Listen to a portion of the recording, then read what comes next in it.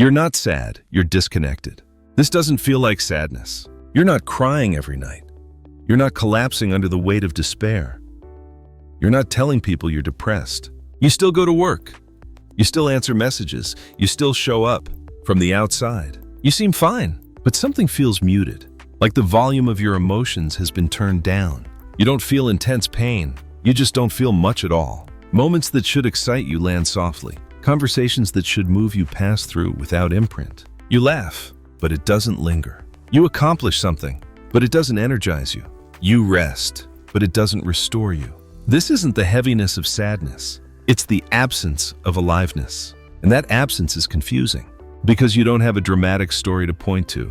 Nothing catastrophic happened. There's no obvious reason for this quiet flatness. So you tell yourself it's nothing. You tell yourself you're just tired, or bored, or unmotivated. But late at night, when the noise fades, there's a subtle awareness you don't say out loud. I don't feel fully here. You're not drowning in emotion. You're slightly detached from it. And what if that's the real issue? What if you're not sad? What if you're just disconnected? It's subtle. That's what makes it hard to name. If you were deeply sad, you would recognize it. If you were devastated, you would know. But this feels quieter. You wake up.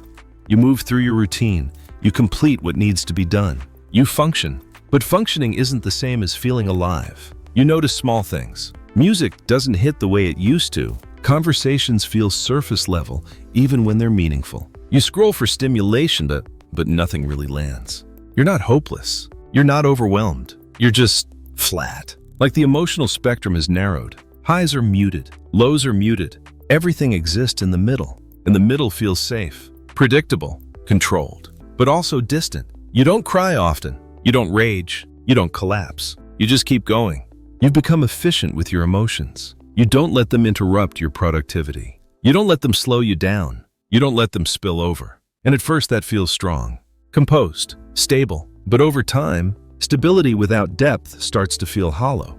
You might even question yourself. Am I just ungrateful? I have things to be thankful for. I shouldn't feel this way.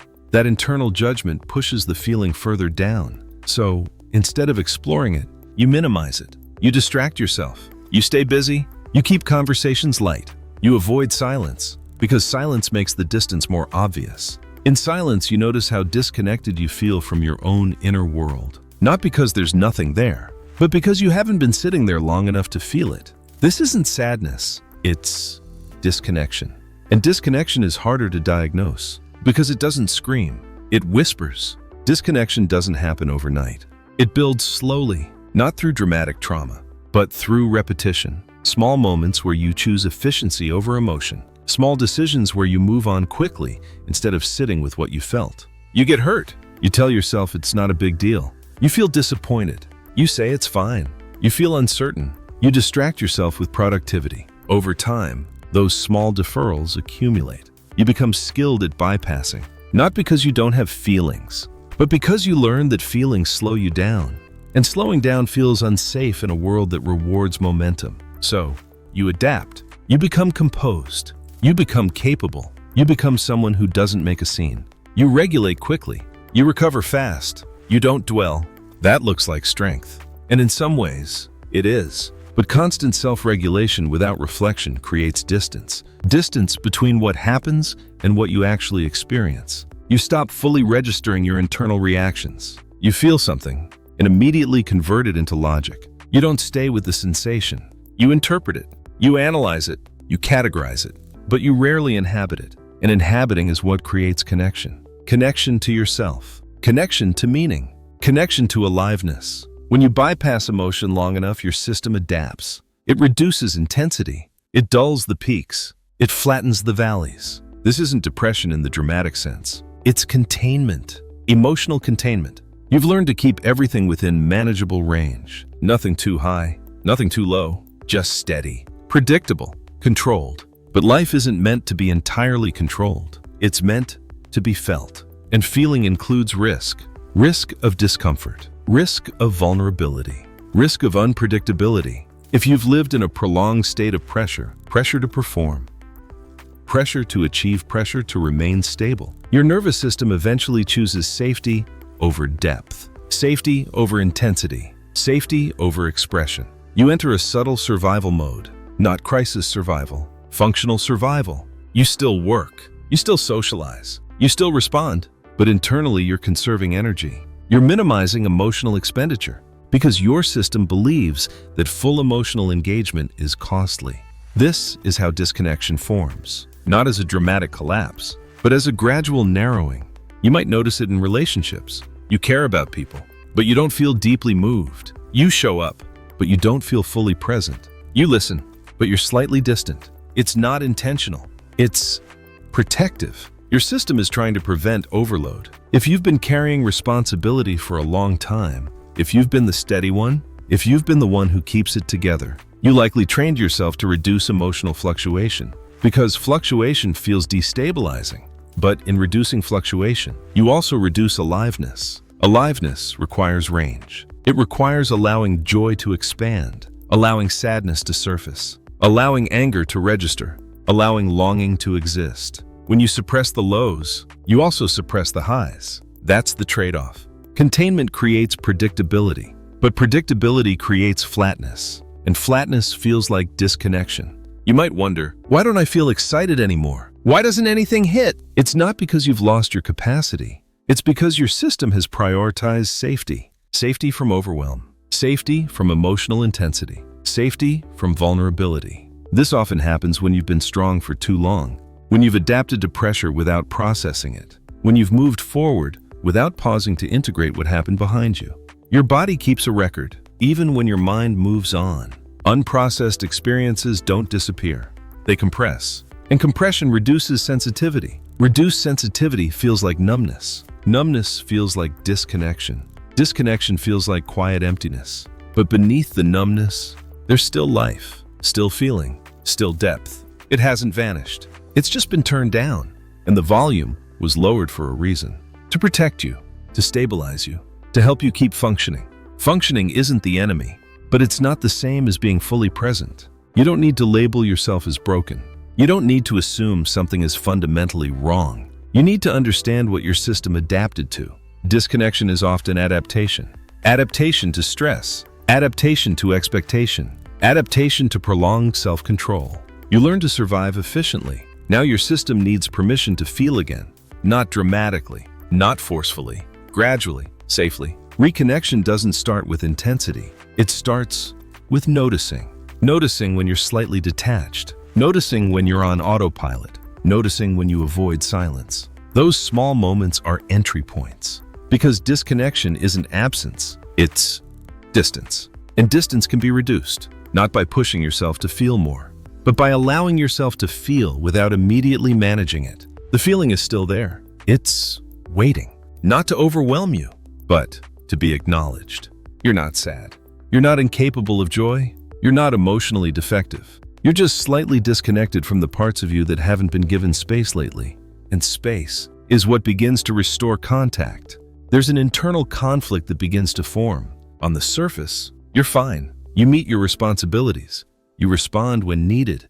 You keep your commitments. Underneath, there's a subtle question. Why doesn't anything feel deeply meaningful anymore? That question feels dangerous, not because it's dramatic, but because it threatens the structure you've built. If you admit you feel disconnected, what does that say about the life you've constructed? You worked for this stability. You created this routine. You shaped this version of yourself carefully. To question your aliveness can feel like questioning your entire identity. So you suppress the question. You tell yourself you're just tired, or bored, or in a phase, but the feeling lingers. Not loud, just persistent. There's tension between gratitude and emptiness. You know you have things to appreciate. You know others might envy your position, so the flatness feels unjustified. You feel guilty for not feeling more, and guilt pushes the feeling further down. You start minimizing it. It's not that bad. I'm just overthinking. I'll snap out of it. But snapping out of disconnection isn't about positive thinking. It's about contact. And contact requires slowing down. Slowing down is uncomfortable for someone who has built identity around competence. Competence means managing. Managing means staying composed. Composure means containing emotion. And containment over time creates internal distance. The conflict deepens when you notice how automatic your responses have become. Someone asks how you're doing. Good. You don't even check internally. You answer reflexively. You've trained yourself to default to stability, even when you're unsure. even when you're empty. That reflex protects you from scrutiny, but it also prevents connection, because connection begins when something real enters the room. You might also notice that you avoid certain spaces: silence, unstructured time, moments without distraction. When nothing is occupying your attention, you feel slightly uneasy, not anxious, just restless. Restlessness is often the doorway to what hasn't been processed. If you stay still long enough, something surfaces: a memory, a frustration, a longing. But instead of staying with it, you reach for your phone, or turn on something to watch, or start doing something productive. You interrupt the emergence, not consciously, habitually, because emergence feels unpredictable, and unpredictability feels unsafe to a system that has relied on control. Control has served you well. It helped you stay functional. It helped you avoid collapse. It helped you navigate pressure. But control has a cost. It narrows emotional bandwidth. You feel less overwhelmed, but you also feel less alive. That trade-off happens quietly. You don't choose it intentionally. Your nervous system chooses it for you. When stress persists long enough, the system prioritizes efficiency. Efficiency means less fluctuation, less intensity, less vulnerability, less exposure. This is survival mode in a refined form. Not panic, not chaos, just emotional containment. You still think clearly. You still act rationally. You just don't feel deeply. And because you're still functioning, no one notices. That invisibility intensifies the disconnection. If you were visibly struggling, people might ask, but you're composed, so no one probes deeper, and you rarely invite them to. Because part of you fears that if you open the door to your internal world, you might not know how to close it. You worry about becoming too emotional, too vulnerable, too exposed. So you stay measured. Measured emotions, measured tone, measured engagement. And that measured life feels controlled, but also distant. The real conflict isn't about sadness. It's about range. You've limited your range, not maliciously, protectively. But protection that never relaxes turns into numbness. You might think, if I let myself feel more, I'll lose control. But control and connection are not opposites. Control is structure. Connection is depth. You can maintain structure while allowing depth. But depth requires permission. Permission to pause before responding. Permission to notice sensation. Permission to acknowledge discomfort without immediately resolving it. That's the uncomfortable middle, where you realize you've been surviving efficiently, but not inhabiting fully. The moment you admit that is not failure. It's awareness. Awareness is not collapse. It's clarity. You don't have to dismantle your life. You don't have to make drastic changes. You don't have to label yourself broken. You just have to recognize that functioning isn't the same as feeling. And feeling won't return through force. It returns through contact. Contact with your own internal experience. Contact with silence. Contact with emotion before analysis. You're not sad. You're not defective. You're not missing something externally. You've just been distant from yourself for a while. And distance feels like emptiness until you begin to close it. Not dramatically, gradually. One moment of presence at a time. The shift doesn't begin with intensity. It begins with noticing. Noticing when you answer automatically. Noticing when you scroll to avoid silence. Noticing when you move forward without checking in. Reconnection isn't dramatic. It's subtle. And subtle work requires patience. If you've been emotionally contained for a long time, your system won't suddenly expand overnight. It doesn't trust intensity yet. It trusts control. So you don't force feeling. You invite it. You create small spaces where nothing needs to be solved. Moments where you sit without distraction. Not to think. Not to fix. Just to observe. At first, you might feel restless. Your mind will want to narrate, categorize, interpret. That's normal. But beneath the narration, there are sensations. Tightness in your chest, a subtle heaviness in your stomach, a faint ache behind your eyes. You don't label it immediately. You stay with it. You breathe, and something softens. Not because the sensation disappears, but because you're no longer avoiding it. Avoidance keeps distance alive. Presence reduces it. You might also begin to notice your reactions in real time. Someone says something that bothers you.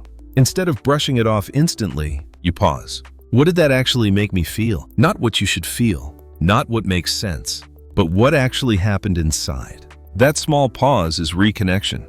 When you allow irritation to register, when you allow disappointment to land, when you allow longing to surface, your emotional range begins to return. Range includes discomfort, but it also includes joy. When you widen one end, the other expands too. Aliveness comes back gradually, not as a burst, but as subtle color.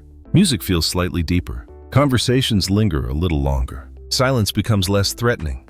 You're not chasing intensity. You're rebuilding contact. Contact with sensation. Contact with reaction. Contact with your own inner world. And the more contact you allow, the less empty you feel. Because emptiness wasn't absence, it was distance. Distance created by adaptation. Adaptation that once protected you. Now you're teaching your system something new. That feeling doesn't equal collapse. That vulnerability doesn't equal chaos. That being present doesn't mean losing control. You don't need to become someone else. You don't need to overhaul your life. You just need to return to yourself, one small, honest moment at a time. As reconnection begins, something unexpected happens. You realize how long you've been living slightly outside yourself. Not completely detached, not absent, just a half step removed. Like you were observing your life instead of inhabiting it. That half step felt safe. It gave you perspective. It gave you control. It gave you the ability to manage situations without being overwhelmed by them. But it also kept you from fully experiencing them. Now as you allow yourself to feel again, the world doesn't suddenly become intense. It becomes textured. There's more variation, more nuance, more depth. You notice the way your body reacts before your mind explains it. A subtle warmth when something resonates. A tightening when something feels off. A heaviness when something hurts. Before you would override those signals, you would reinterpret them, minimize them, translate them into logic. Now, you pause long enough to let them register. That pause is powerful. It interrupts the automatic distance. It brings you back into contact, and contact rebuilds aliveness. Aliveness isn't constant excitement. It's not endless passion. It's not dramatic emotional highs. It's simply presence. Presence with what's happening internally while life unfolds externally. You begin to realize that disconnection wasn't a personality flaw. It was a protective strategy. You protected yourself from overload, from pressure, from disappointment, from vulnerability. You narrowed your range to maintain stability. That strategy worked. It helped you survive seasons that required strength. But survival mode, when prolonged, becomes limitation. It keeps you efficient, but it reduces intimacy. Intimacy with others, intimacy with yourself. Reconnection asks something different of you. It asks for gentleness, not force, not performance, not self-improvement urgency. Gentleness. You don't demand that your emotions return. You create conditions where they're allowed. You slow your reactions. You soften your internal commentary. Instead of saying, "I shouldn't feel this way," you say, "This is what's here." That shift removes judgment. Judgment tightens. Acceptance loosens. Loosening creates space, and space allows feeling to move. When feeling moves, it doesn't stagnate into numbness. It flows. Some days you'll feel more. Some days you'll feel less. But you'll feel honestly, not filtered, not reduced, not curated for stability. You might notice that relationships change slightly. You speak a little slower. You listen more fully. You respond less automatically. You don't rush to reassure others if you're uncertain. You don't rush to dismiss your own discomfort. That honesty deepens connection, not because you're dramatic, but because you're real. And real presence invites real presence back. There's also a shift internally. Your mind becomes less dominant, not because you shut it down, but because you're no longer using it to avoid sensation. Thought becomes support, not shield. Reflection becomes integration, not escape. You can think deeply without disconnecting emotionally. That's integration. Thinking and feeling occupying the same space. You don't lose your composure. You don't lose your competence. You simply add depth back into it. And depth feels different than numbness. Depth has warmth. Numbness has neutrality. Depth has movement. Numbness has stillness. Depth has subtle fluctuation. Numbness stays flat. As depth returns, life doesn't become chaotic. It becomes textured. The small moments carry more weight. A quiet laugh feels real. A brief disappointment feels acknowledged. A simple sunset feels slightly meaningful. Not dramatic, just present. That's what reconnection restores. Presence. You start noticing that you don't need constant distraction anymore. Silence feels less threatening. Unstructured time feels less restless. Because you're no longer avoiding yourself in those moments. You're meeting yourself. And meeting yourself requires courage. Not the loud kind, the quiet kind. The kind that sits with discomfort without immediately correcting it. The kind that says, "I can handle feeling this." That internal confidence rebuilds trust. Trust reduces the need for distance. Distance decreases. Aliveness increases. You're still stable, still responsible, still composed. But now there's warmth in it. There's depth in it. There's authenticity in it. You're not performing stability. You're embodying it. Embodied stability feels different. It's grounded, flexible, responsive. It allows emotion without collapse. It allows vulnerability without chaos. You realize something important. You were never incapable of feeling. You were protecting yourself from too much feeling. Protection was necessary once, but now it might not be. Reconnection isn't about abandoning strength. It's about softening around it, letting strength coexist with sensitivity, letting control coexist with curiosity, letting competence coexist with honesty. You don't need to become a different person. You don't need to chase intensity. You don't need to manufacture passion. You simply need to remain present when something arises. And the more often you remain present, the less disconnected you feel. Because connection is not something you create externally. It's something you restore internally. It was always there. It was just waiting for space, waiting for permission, waiting for you to return. So maybe you were never sad. Maybe you were just distant, distant from your reactions, distant from your needs, distant from your own internal voice. That distance felt neutral at first, manageable, even productive. But over time, neutrality without presence begins to feel like emptiness. And emptiness is not always about loss. Sometimes it's about absence of contact. Contact with yourself. The version of you that feels before it explains. The version of you that reacts before it edits. The version of you that exists beneath composure. Reconnection doesn't turn you into someone unstable. It doesn't make you dramatic. It doesn't unravel your life. It simply reduces the space between your outer functioning and your inner experience. That reduction changes everything. Because when you're aligned internally, you don't need to force aliveness. It returns naturally, not as fireworks, but as subtle depth. You feel slightly more when something resonates. You feel slightly more when something hurts. You feel slightly more when something moves you. And that slightly more is enough. Enough to remind you that you're here, fully here. Disconnection made you efficient, but efficiency isn't intimacy. It isn't meaning. It isn't depth. Meaning emerges when you inhabit your experiences, not just complete them.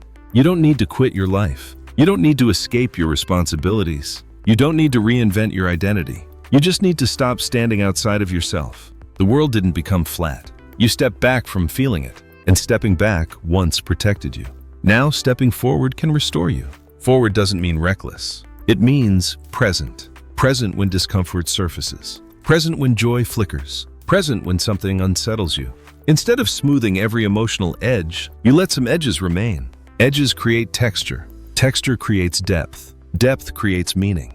You may still have quiet days. You may still feel tired. You may still question things. But the difference is this: you won't feel absent from yourself anymore. You won't feel like an observer in your own life. You'll feel embedded in it. Embedded doesn't mean overwhelmed. It means connected. Connected to sensation. Connected to reaction. Connected to presence. You don't need constant intensity to know you're alive. You just need contact. Contact with breath. Contact with emotion. Contact with thought before it turns into analysis. You're not sad. You're not broken. You're not defective. You adapted. An adaptation once helped you survive. Now you're choosing something slightly different. Not survival. Presence. Not containment. Contact. Not distance. Return. Return to your internal landscape. Return to the subtle signals you once ignored. Return to the quiet reactions you dismissed. Return to yourself. Because sadness asks to be felt, but disconnection asks to be closed. Closed gently. Closed gradually. Closed through awareness. And the moment you notice you're slightly distant is the moment you begin coming back.